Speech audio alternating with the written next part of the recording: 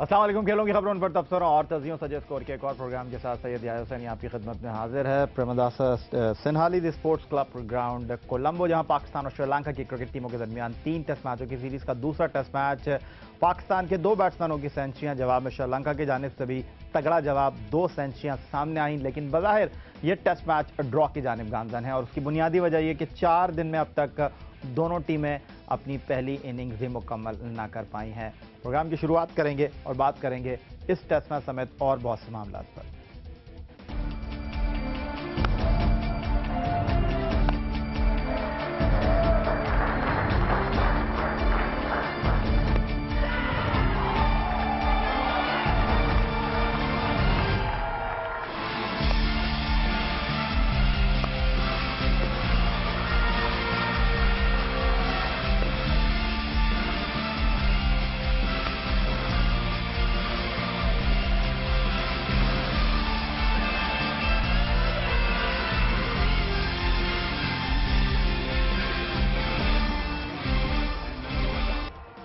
और जनाब, प्रोग्राम की शुरुआत में एक नजर डालेंगे इस टेस्ट मैच के स्कोर कार्ड पर। 4 दिन के बाद इस मैच में क्या सूरत हाल है, स्क्रीन पर आपके सामने। पाकिस्तान ने अपनी पहली इनिंग 6 विकेट पर 551 रन बनाकर डिक्लेयर की। मोहम्मद हफीज ने 196 और अजहर अली ने 157 रन बनाए। जवाब में श्रीलंका 5 विकेट पर 278, 144 संगकारा, 121 सिलकारत ने दिलशन का स्कोर रहा। और बज़ाहिर ये टेस्ट मैच, जिस तरह मैंने आपसे शुरू में कहा कि ड्रॉ की जानिब गामजन है, और इस टेस्ट मैच पर और क्रिकेट के बहुत से मामलों पर बात करने के लिए हमें स्टूडियो में ज्वाइन किया है पाकिस्तान के former test fast bowler, 26 test 17 एक रोज़ा मैच खेलने वाले सिकंदर बख्श साहब, थैंक यू वेरी मच।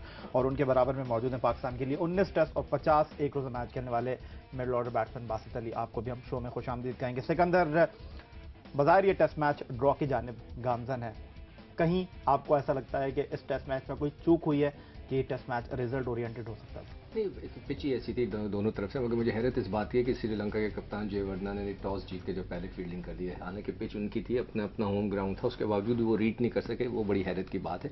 बाकी ये है कि पाकिस्तान इतना हैवी रन्स कर दिए थे कि जब तक हम ब्रेक थ्रू नहीं देते, फॉलो ऑन नहीं होता। मगर मैं एक्सपेक्ट कर रहा था कि श्रीलंका का भी ऐसे ही जवाब आएगा, इसलिए कि पिच बड़ी सॉलिड थी। तो मैं नहीं समझता कि कोई ऐसी मिसिंग हुई हो कोई चीज़। अगर आप ये कहें कि टीम सिलेक्शन के अंदर जी एजाज चीमा की जगह समी आ जाते, या यही एक कोई चेंज नज़र आती है, अदरवाइज मैं नहीं समझता कि और कोई ऐसी चीज़ हुई है। बासित, एक मरहले पर 488 2 दिन के बाद आपका स्कोर था और आपने तीसरे दिन भी बैटिंग करने को तरजीह। आपको लगता है कि उस दिन आपको इनिंग्स डिक्लेयर कर देना चाहिए था? स्याह गहरे बादल आप देख रहे थे, थोड़ा सा प्रेशर में आती श्रीलंका की टीम। आप समझते हैं कि जो हुआ है अब तक इस मैच में बकौल सिकंदर वक्त बिल्कुल ठीक चल रहा है? देखिए, 488 पे तो डिक्लेयर नहीं करना चाहिए था, क्योंकि फॉलो ऑन रह जाता है 288 पे। हमेशा फॉलो ऑन के डेफिसिट देखा जाता है कि 300 350 रन दिए जाते हैं, स्पेशली जब आप श्रीलंका में खेल रहे हैं। और जहाँ तक पिच की बात है, मेरे ख्याल है श्रीलंका में सबसे अच्छी बैटिंग पिच जो है वो यही इस ग्राउंड की सबसे अच्छी बैटिंग पिच है। बाकी जितने भी आपको ग्राउंड्स मिलेंगे वहाँ पे बॉल स्पिन होता है, स्पेशली तीसरा चौथा पांचवा दिन बहुत मुश्किल होता है। लेकिन वाहिद ये ग्राउंड है जहाँ पे बैट्समैनों की जन्नत जिसे बोला जाता है, कि बैट्समैनों के लिए रन्स बनाने में सबसे ज़्यादा हेल्पफुल ग्राउंड जो है ये SSC ग्राउंड है। सिकंदर, वापस अगर मैं आपकी तरफ आऊं और आपसे मैं ये जानना चाहूं कि लोग ये सवाल कर रहे हैं, अचानक हमारे बैट्समैन अपनी विकेटें थ्रो करने लगते हैं, अचानक हमारे बैट्समैन फॉर्म में आ जाते हैं। लेकिन अगर इस टेस्ट मैच में हफीज़ की परफॉर्मेंस देखें, अगर इस टेस्ट मैच में अजहर अली की परफॉर्मेंस देखें, लेकिन सही मानों में टोन इस टेस्ट मैच में तौफीक उमर ने सेट किया, आप इस बात से इत्तेफाक करेंगे, जिन्होंने आती बड़ा एग्रेसिव स्टाइल अपनाया। देखिए, जो हम लोगों को आदत नहीं है टेस्ट मैचेस की, मैं पहले भी अपने प्रोग्राम में ये बात कह चुका हूँ कि इसलिए कि हम T20 और वनडे के अंदर इतना इन्वॉल्व हो जाते हैं, खासतौर पे T20 के अंदर उसका मिजाज ही डिफरेंट है। तो जो टेस्ट क्रिकेट में आप आते हैं वो पेशेंस का गेम है, ये सेशन बाय सेशन चलता है, इसको आपको बहुत ही डिफरेंट तरीके से खेलना पड़ता है। सही मानों में शतरंज जो होती है ये टेस्ट मैचेस में होती है, इसलिए कि हर वक्त हर लम्हे आपको प्लानिंग करनी होती है। तो जो बैट्समैन है, मैंने पहले ही आपको जब पहले टेस्ट मैच में आया था तो मैंने यही कहा था ना कि भी थोड़ा टाइम लगेगा इनको, अगले मैच उसमें ये सही हो जाएंगे, इसलिए कि वो ट्यून अप नहीं हुए थे। जो टेस्ट मैच का टेम्परामेंट है उस हिसाब से नहीं है। इसमें आते ही उन्होंने ये परफॉर्म किया। हाँ ठीक है, तौफीक उमर ने एक अच्छी फाउंडेशन डाली। आपने देखा होगा कि हफीज़ भी बहुत नर्वस थे इनिशियली, उसके बाद वो भी सेटल हो गए। अजहर को तो मैं हमेशा कहता हूँ is a very good test, और उनको टेस्ट में ही कॉन्सेंट्रेट करना चाहिए, उनको दूसरी फॉर्म ऑफ क्रिकेट मेरे हिसाब से नहीं खेलना चाहिए। बाकी उनकी अपनी ओपिनियन होगी, मेरी ओपिनियन ये है कि वो टेस्ट मैच में ज़्यादा कॉन्सेंट्रेट करें तो वो ज़्यादा बेहतर खेल सकते हैं। तो ये रिदम आता है, हमें थोड़ा सा पेशेंस के साथ खेलना चाहिए और अपनी टीम को पेशेंस के साथ हैंडल करना चाहिए। ये नहीं कि एकदम से हम रिएक्ट कर दें कि ये इतनी जल्दी आउट हो गए। मुझे यकीन था कि ये सेकंड टेस्ट मैच में या थर्ड टेस्ट में ये कम बैक करेंगे। फॉर्मर श्रीलंकन कैप्टन कुमार संगकारा के लिए ये टेस्ट मैच अहमियत का हामिल, क्योंकि आज उन्होंने पाकिस्तान के खिलाफ 9वीं और अपनी टेस्ट क्रिकेट में 30वीं सेंचुरी स्कोर की और उस क्लब का हिस्सा बन गए जो कि 30 टेस्ट सेंचुरी बनाने वाले खिलाड़ी हैं। संगकारा की पाकिस्तान के खिलाफ, जिस तरह मैंने आपको बताया कि ये 9वीं टेस्ट सेंचुरी थी और उन्होंने डॉन ब्रैडमैन की 29 सेंचुरियों को पीछे छोड़ दिया। और संगकारा पाकिस्तान के खिलाफ 15 टेस्ट में 90 की औसत से अब तक रन स्कोर कर चुके हैं। तो इससे अंदाजा आप कर सकते हैं कि पाकिस्तान की टीम उनके लिए कितनी अच्छी साबित हुई है। संगकारा पाकिस्तान के खिलाफ अब तक 2174 रन बना चुके हैं। तो पाकिस्तान के बॉलर्स उनके लिए ज्यादा मुश्किलात का सबब नहीं बने हैं। और बासित अली से इस पर बात करेंगे। बासित, क्या कहेंगे? बहुत ही एक अच्छे स्टाइलिश बैट्समैन है और उनकी परफॉर्मेंस पाकिस्तान के खिलाफ 9 सेंचुरियां, 2000 से ज्यादा रन, बहुत ही एक्स्ट्रा ऑर्डिनरी परफॉर्मेंस है। स्पेशली आप ये देखें, अभी मेरे ख्याल अबू धाबी में भी इन्होंने 200 करे थे पाकिस्तान के अगेंस्ट और पूरा मैच बचा लिया था। 2 दिन बैटिंग करी थी और जहां पे पाकिस्तान जीत, जिसमें तौफीक ने भी 200 करे थे, ऑलमोस्ट पाकिस्तान जीत गया था वो मैच, लेकिन सिंगल हैंडेड संगकारा ने वो मैच बचाया। जयवर्धने और संगकारा इस वक्त वही काम कर रहे हैं जो हमारे लिए जहीर अब्बास और जावेद मियांदाद ने पाकिस्तान के लिए करा है। और नो डाउट दोनों क्वालिटी प्लेयर्स हैं, मैच विनर हैं और जब भी ज़रूरत पड़ती है हमेशा अच्छा परफॉर्म करते हैं अपने मुल्क के लिए। ये सबसे अच्छा साइन है। 2 फॉर्मर टेस्ट क्रिकेटर हमारे साथ आज के शो में मौजूद हैं और हम उनसे बात कर रहे हैं सिंहालीज स्पोर्ट्स क्लब ग्राउंड पर खेले जाने वाले दूसरे टेस्ट मैच पर। लेकिन छोटा सा ब्रेक लेंगे। ब्रेक के बाद उस खबर को डिस्कस करेंगे जिस पर सभी हैरान हैं।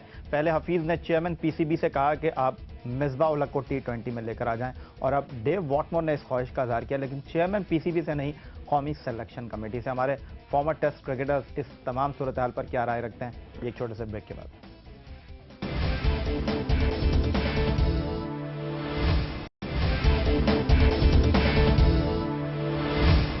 कुछ दिन पहले हमने शो में आपसे इस चीज को डिस्कस किया था कि पाकिस्तान क्रिकेट बोर्ड के सरबराह चौधरी ज़का अशरफ जब गोल्ड टेस्ट मैच के दौरान श्रीलंका में मौजूद थे तो उनसे पाकिस्तान T20 के कप्तान मोहम्मद हफीज ने इस ख्वाहिश का इजहार किया कि क्योंकि बैटिंग को ज्यादा अच्छा परफॉर्म नहीं कर रही तो T20 टीम में मिसबाह उल हक को बैट्समैन टीम में शामिल किया जाए।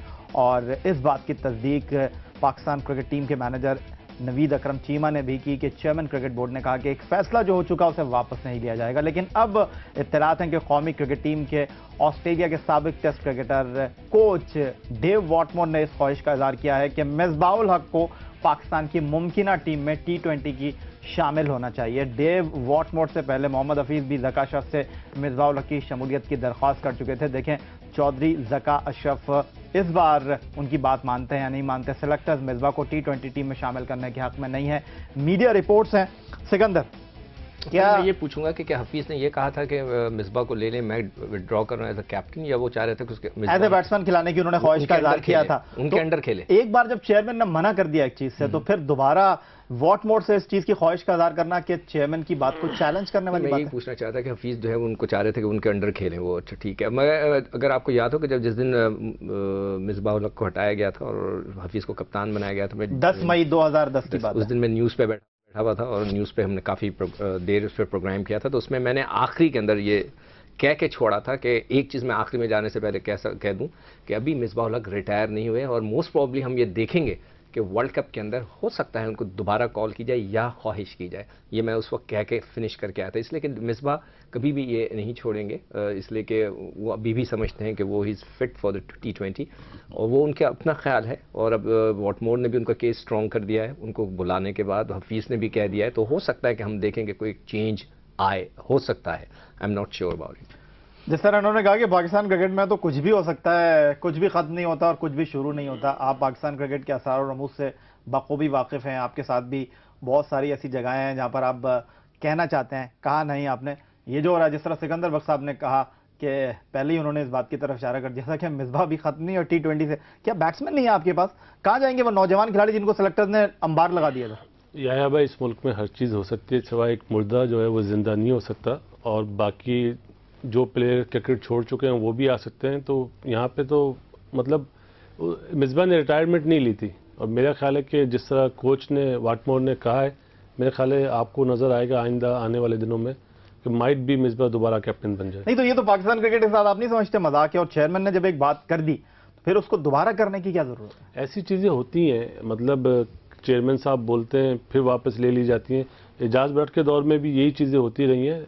मेरी बेस्ट विशेज़ हैं ज़का अशरफ के साथ, शायद वो ऐसा ना करें और जो सिलेक्टर्स पॉलिसी बना रहे हैं उस पर स्ट्रिक्ट रहें। देखें, सिलेक्टर्स का काम है टीम बनाना, जो लड़के टीम के अंदर आते हैं उनका काम है ग्राउंड के अंदर परफॉर्म करना।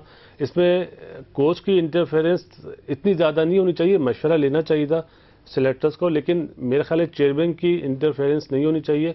और जो टीम सिलेक्टर्स बनाए और जो कोच और कप्तान जो भी इन्हें साथ बिठा के एक टीम बनाई जाए, क्योंकि वर्ल्ड कप बड़ा इवेंट है और बहुत करीब आ गया है। इस टाइम पे अगर हैंकी फैंकी हुई तो नुकसानदेह होगा। एज ए सिलेक्टर भी आपने काम किया Sikandar, as a team analyst भी आपने काम किया, बहुत से ओहदों पे पाकिस्तान क्रिकेट में आप खिदमत सर अंजाम दे चुके हैं क्रिकेटर की हैसियत के अलावा। अगर ऐसी बात थी तो ये अंदर ही डिस्कस हो जानी चाहिए थी, बाहर कैसे निकली? नहीं, मेरे ख्याल से ये जरूर मिसबा ने प्रेशर डाला होगा, इसलिए कि मिसबा कभी भी खुश नहीं थे जबकि उनको हटाया गया था इस कप्तानी से, और वो इतने खुश नहीं था। हालांकि दोनों उनके साथ उस वक्त सेलेक्टर भी बैठे हुए थे, चेयरमैन भी बैठे थे, हफीज़ भी बैठे हुए थे, मगर उन्होंने किसी चीज़ का इजहार नहीं किया। उन्होंने बाद में इजहार करना शुरू कर दिया था इस बात का कि वो still he wants to play T20। I am sure कि उन्होंने खुद प्रेशर डाला होगा और वॉटमोर को कहा होगा कि मुझे तुम वापस लेने की बात करो। जहाँ तक जब मैं सेलेक्टर था तो मैं खुद जो है कोच कप्तान से पूछा करता था कि आपकी कोई ख्वाहिश है तो बताएं, मतलब है कि कोई अगर आपका कोई ऐसा प्लेयर है जिसको आप चाहते हैं तो उसमें कोई हर्ज नहीं होता कि सेलेक्टर जो है कोच और कैप्टन से भी उसका इनपुट ले। अगर वो चाहते हैं कि जी फलां लड़के को खिलाएं तो क्या आपके पास वो लिस्ट में लड़का है, ये सेलेक्टर ज़रूर देखते हैं। मगर जिस तरह हम सब कह रहे हैं कि एक फैसला लेके वापस कर जाना, ये बड़ी अजीब सी और शर्मनाक बात होगी पाकिस्तान क्रिकेट के लिए। हमें दोबारा यू टर्न नहीं लेना चाहिए। और जनाब एक अच्छी खबर पाकिस्तान क्रिकेट के लिए, पाकिस्तान क्रिकेट बोर्ड की एक ईमेल अब से थोड़ी देर पहले मंजर आम पर आई और उस ईमेल में बाकायदा तौर पर यह कहा गया कि दावतनामा चैंपियंस लीग 2012 का हमें मिल गया है। जनूबी अफ्रीका के 4 शहरों में होने वाली इस चैंपियंस लीग में Pakistan domestic T20 champion Sialkot stallions की टीम जो है वो लीग में शामिल होगी और बाकायदा दावतनामा पाकिस्तान क्रिकेट बोर्ड के मुताबिक उसे मौसूल हो गया है। सियालकोट स्टैलियंस जनूबी अफ्रीका में क्वालिफाइंग राउंड में पार्टिसिपेट करेगी और क्वालिफाइंग राउंड में 6 टीमों को 2 ग्रुप्स में तकसीम किया गया है। इस साल अक्टूबर में यह क्वालिफाइंग राउंड होगा और यहां से 2 टीमें सेलेक्ट होकर मेन राउंड में जाकर खेलेंगी और इस टूर्नामेंट के दिफाई चैंपियन मुंबई इंडियंस है। और इस पर हम बात करेंगे बासित। अब तो बाकायदा तौर पर दावतनामा मिल गया है, लेकिन सवाल जहन में आ रहा है कि चैंपियन टीम है और चैंपियंस लीग में क्वालिफाइंग टूर्नामेंट खेलेगी। ये गलत है। ये मेरा ख्याल है कि देखें, चैंपियंस लीग जैसे मैंने आपके पहले प्रोग्राम में भी कहा था कि कंप्लीट इसलिए नहीं है कि इसमें हमारी सियालकोट की टीम जो चैंपियन टीम है वो नहीं थी। अच्छा साइन ये है कि इस दफ़ा इन्होंने कंसीडर करा है, लेकिन ये कह के कंसीडर करना कि पहले ये एक तरह से मतलब ट्रायल दें, मेरी नज़र में तो ये ट्रायल ही हो गया। जब वो पाकिस्तान की चैंपियन टीम है तो डायरेक्ट चैंपियंस लीग खेलनी चाहिए थी। ये प्रोसीजर मुझे समझ आप इत्तेफाक करेंगे बात की बात नहीं, ये समझ में नहीं आया कि क्वालिफाइंग राउंड्स पहली दफा हो रहे हैं। मेरे ख्याल से इससे पहले भी हुए, इससे पहले भी हुए। अगर ये फॉर्मेट पहले से बनाया इससे पहले कोई मुल्क खेला है चैंपियंस इस टाइप? जी हाँ, ये तो चौथी चैंपियंस लीग है। That's what I am asking, champions league के अंदर यह होता है क्वालिफाइंग राउंड्स। अगर ये होते हैं तो फिर एक फॉर्मेट है, उसको हमें फॉलो करना चाहिए। अगर ये फॉर्मेट इस साल बना है तो फिर ये गलत बना है। अगर एक फॉर्मेट बना हुआ है और उसके ऊपर 4 लीग्स हो चुकी हैं तो ठीक है, तो उनका एक फॉर्मेट है, उसको फॉलो करें। और इससे पहले कि एक छोटी सी हम ब्रेक लें, आपको एक अफसोसनाक खबर पाकिस्तान टेनिस के हवाले से देते चलेंगे। और लंदन ओलंपिक में इसाम उल हक को वाइल्ड कार्ड एंट्री नहीं मिली और एक और बुरी खबर उनके लिए यह कि विंबलडन साल का तीसरा ग्रैंड स्लैम टेनिस टूर्नामेंट अपने पार्टनर जूलियन रॉजर के साथ वो टूर्नामेंट से आउट हो गए हैं। तो विंबलडन में इसाम उल हक और उनके पार्टनर का सफर खत्म हो गया। एक छोटा सा ब्रेक के बाद कुछ बात करेंगे पाकिस्तान के उन शाहीनों की जिन्होंने अंडर 19 एशिया कप में ट्रॉफी को हाथ से जाने नहीं दिया और टाई पर उन्होंने इत्तेफाक किया।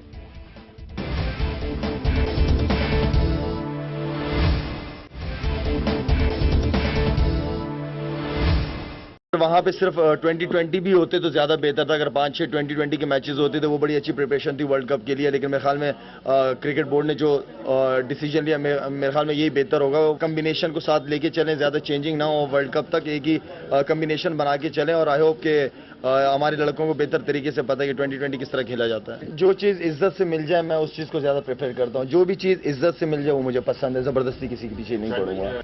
ईमेल्स हमारे पास आती हैं, SMS पे आप अपनी राय का इज़हार करते हैं। शाहिद आफरीदी को T20 और वनडे का कैप्टन होना चाहिए और इस बार तो खुद उन्होंने अपने मुंह से कह दिया कि अगर उनको मौका दिया जाएगा तो इसके लिए तैयार है। बासित क्विकली आप फिर सिकंदर। देखें, जहाँ तक हफीज़ की परफॉर्मेंस है बीइंग अ कैप्टन, आपने सब ने देखा होगा कि अंडर प्रेशर वो रहे हैं और यही वजह है कि उन्होंने मिसबा को दोबारा लाने के लिए चेयरमैन साहब से बोला है। तो अगर वो अच्छा परफॉर्म नहीं कर रहे हैं, हालांकि उनमें जरासीम है कैप्टनसी के, अगर वो अच्छा परफॉर्म नहीं ले रहे हैं, अपने ऊपर बर्डन ले रहे हैं, तो बेस्ट चॉइस आपके पास शायद आफरीदी है। मैं तो पहले कह चुका हूँ कि प्रोग्राम में भी, बल्कि 4-5 महीने से मैं कह रहा हूँ कि best choice will be Shahid Afridi. Hafeez जो है अगर रेगुलर परफॉर्म नहीं करेंगे, कंसिस्टेंट नहीं हो, ठीक है उन्होंने 196 कर दिए, बिल्कुल there is no doubt about it, excellent inning whatever, उसकी फिनिशिंग अच्छी नहीं दे सके वो, मगर ये कि अगर वो परफॉर्मेंस नहीं देंगे कि वो तो डिजास्टर हो जाएंगे पाकिस्तान टीम के लिए, इसलिए कि उनका कैलिबर वो नहीं है, वो कोई बहुत बड़े स्टार नहीं है। तो अफरीदी को असूलन होना चाहिए था कैप्टन। अब फैसला उनके क्रिकेट बोर्ड के हाथ में, मैं अकेला नहीं बल्कि 10,000 लोग कह चुके हैं, मगर ये बात मैं आज से 4-5 महीने पहले कह चुका हूँ। और क्विकली जना बात करेंगे बाबर आजम की क़यादत में खेलने वाली पाकिस्तान अंडर 19 टीम की, जिसने ऑस्ट्रेलिया में होने वाले अंडर 19 वर्ल्ड कप से पहले मार्का सर किया है। एशिया कप अंडर 19 में कुआलालंपुर में फाइनल खेली है टीम, और मुश्तरक तौर पर पड़ोसी मुल्क भारत के साथ इन्होंने ट्रॉफी को शेयर किया।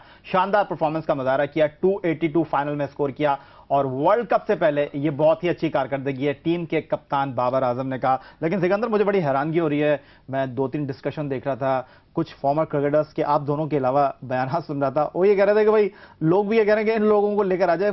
थोड़ा सा मैं चाहता हूं कि आप मुख्तसर तौर पे लोगों को ये ब्रीफ कर दें कि जनाब ये अंडर 19 क्रिकेट है, पाकिस्तान क्रिकेट एक बिल्कुल डिफरेंट बॉल गेम है। मैं हैरान हूं लोगों पे, इसलिए कि लोगों को पता होना चाहिए टेस्ट क्रिकेट या इंटरनेशनल क्रिकेट में आने का क्राइटेरिया क्या होता है। मैं पूछूंगा, अनवर अली का है हीरो थे जब पाकिस्तान जीता था, ये तो 282 पे उन्होंने करवा दिए हैं। मतलब ये आप देखें टाई जरूर हुआ है मैच, मगर क्यों हुआ 282 करवा देना मतलब कि उसमें कोई हमें बहुत बड़ी शाबाशी नहीं देनी चाहिए, हमें खुश होना चाहिए लकी कि वो टाई हो गया मैच, हमें 282 पे मैच जीतना चाहिए था। नंबर 1। नंबर 2 कि अनवर अली हुए, फवाद आलम हुए, खालिद लतीफ़ हुए, और बहुत से नाम है, हम्माद आजम हीरो थे अंडर 19 के आज के दर है, वो एकदम से नहीं आते, एक प्रोसेस होता है, उसमें से गुजरना पड़ता है उन्हें। ये लड़का जो असलम क्या नाम है जिसने सबसे ज़्यादा रन्स किए हैं, कुछ समी असलम, जो ये वापस आएगा अपने रीजन से खेलेगा, कि क्या उसको रीजन में जगह मिलती है, 2 इनिंग में फेल होगा, उसको निकाल देंगे, फिर पता भी नहीं चलेगा वो किधर गया। तो उसका कामयाब होना डोमेस्टिक क्रिकेट में बहुत ज़रूरी है। आप खुद अंडर 19 की प्रोडक्ट हैं, इंज़मामुल हक, आकिब जाहिद के साथ आप ऑस्ट्रेलिया में खेल चुके हैं माजी में, एशिया कप के बाद अब ऑस्ट्रेलिया में इस टीम को कहाँ खड़ा देख रहे हैं? देखिए, इनमें टैलेंट तो है, नो डाउट। मैंने इन्हें करीब से भी मुझे देखने का इत्तेफाक हुआ है, और इस टूर्नामेंट में जाने से पहले मेरी हारून रशीद साहब से बात हुई थी। उन्होंने समी असलम के लिए मुझे उस टाइम पे कहा था कि ये बड़ा अच्छा लड़का है। हालांकि मैंने बाबर आजम के लिए पूछा था, तो उन्होंने बोला समी असलम को देखना, ये बहुत गुड प्रॉस्पेक्ट है। अनफॉर्चुनेटली मुझे उस्मान कादिर की परफॉर्मेंस इस टूर्नामेंट में उनको, और वो ऐसा प्लेयर है जो मतलब इस मुल्क को सर्व कर सकता है, जो फ्यूचर हम। अच्छा, मैं माजरत चाहूंगा आपसे कि कहने का मैं ज्यादा मौका नहीं दूंगा, 2 ईमेल्स में डिस्कस करूं, एक आपसे क्विकली मुझे जवाब दीजिएगा। ये पहली ईमेल हमारे पास जनाब मुंतखब ईमेल्स में से मौजूद है, score@jio.tv पर T20 और वनडे के लिए शाहिद आफरीदी को कप्तान बनाना चाहिए और कामरान अकमल को T20 टीम में शामिल करना चाहिए, हनीफ मोहम्मद न्यूयॉर्क से कहते हैं। और दूसरी ईमेल जिस पे हम सिकंदर से बात करेंगे, सराज अहमद ने इंग्लैंड से सवाल किया है कि टेस्ट क्रिकेट में मोहम्मद हफीज और तौफीक उमर की जगह आफाक रहीम और अजहर अली से ओपन कराना चाहिए। पहले आप शाहिद और कामरान का बता दें। कामरान को तो पहली फुर्सत में ले लेना चाहिए, क्योंकि आपके पास उस टाइप का wicket keeper batsman, specially batsman तो है ही नहीं। जो कामरान अकमल में ये फ़ायदा है कि ओपनर भी है, नीचे नंबर पे भी अच्छी सलॉक कर लेते हैं, लिफ्टिंग पावर बहुत अच्छी है, और अगर बोर्ड ने अच्छा डिसीजन लेना है, इस मुल्क के लिए लेना है, तो आफरीदी को वो कहता है नहीं, अजहर और वो अजहर को अपनी जगह पे खेलना चाहिए। वो जो वन डाउन खेलता है वो उसको वहीं उसको डिस्टर्ब ना करें, और तौफीक उमर अच्छा कर रहा है, उसको अभी हटाने की ज़रूरत नहीं है ना। हफीज़ ने जब कर दिए तो 1 साल उसके पक्के हो गए, अब 1 साल तक वो क्या करता है मुझे नहीं पता, वो कंसिस्टेंट नहीं रहते। प्रॉब्लम उनके साथ यही है कि वो कंसिस्टेंट नहीं है, एक इनिंग खेलते हैं 6 में फेल रहते हैं, तो अब उनको अगर कंसिस्टेंट हो जाते हैं तो नथिंग लाइक इट। बहुत शुक्रिया आपका बासित अली, बहुत शुक्रिया आपका सिकंदर, वक्त आप आए और बहुत सारे मौज़ूआत पर आपने खुलकर अपनी राय का इज़हार किया। लेकिन वक्त एक बार फिर हमें इस बात की इजाज़त नहीं दे रहा कि अपनी इस गुफ्तगू को हम आगे बढ़ाएं।